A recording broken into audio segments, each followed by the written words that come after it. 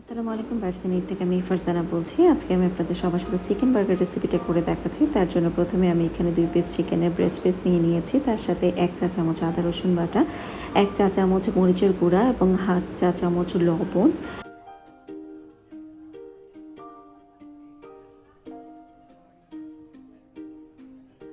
Half চা চামচ করে সাদা এবং কালো গোলমরিচের গুঁড়া এবং হাফ চা চামচ চিকেন পাউডার নিয়ে নিয়েছি।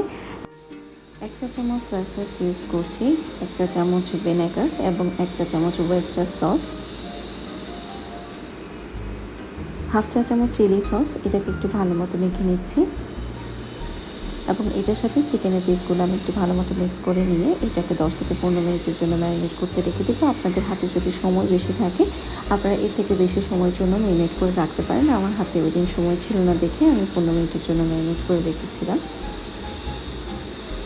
এখন একটা ময়দার কোটিংটা করে নিচ্ছি। প্রথমে আমি এখানে 1 কাপ ময়দা দিয়ে দিয়েছি, 2 চা চামচ কর্নফ্লাওয়ার ইউজ করছি, 1 চা চামচ চিকেন পাউডার এবং 1 চা চামচ মরিচের গুঁড়া। এটাকে খুব ভালো মতো মিক্স করে নিচ্ছি। আমি হাফ টেবিল চামচের মতো লবণটাও ইউজ করছি এবং এটাকে সমান দুভাগে ভাগ করে নিয়েছি, কারণ আমি এখান থেকে আরেকটা কোটিংয়ের বেস রেডি করব।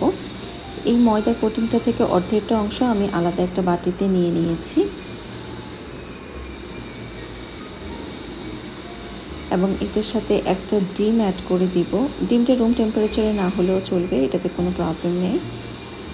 আমি ফ্রিজ থেকে সরাসরি বের করে এটা ইউজ করছি এবং এটাকে একটু ভালো মতো মিক্স করে নেব এবং এটার লিকুইড ব্যাটারটা তৈরি করার জন্য আমি এটার সাথে পানি অ্যাড করছি। আপনারা চাইলে দুধ ইউজ করতে পারেন।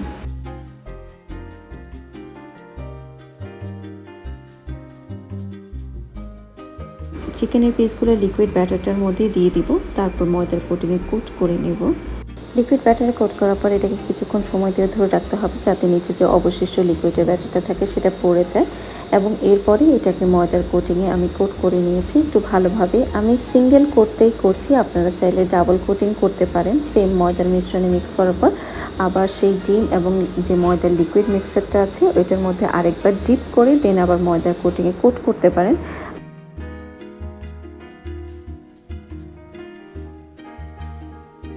পাশাপাশি আমি চুলাতে প্যানের মধ্যে পর্যাপ্ত পরিমাণে তেল গরম হওয়ার জন্য চুলাতে বসিয়ে দিয়েছি এবং এর মধ্যে চিকেনের পিসগুলো দিয়ে দিয়েছি। তেলটা হালকা গরম হয়ে যাওয়ার মধ্যে আমি চিকেনের পিসগুলো ছেড়ে দিয়েছি এবং এটাকে উল্টিয়ে পাল্টিয়ে গোল্ডেন ব্রাউন কালার আসা পর্যন্ত এটাকে ফ্রাই করে নিব। টোটাল আমার এটা ফ্রাই করতে সময় লেগেছিল 8 থেকে 10 মিনিটের মতো।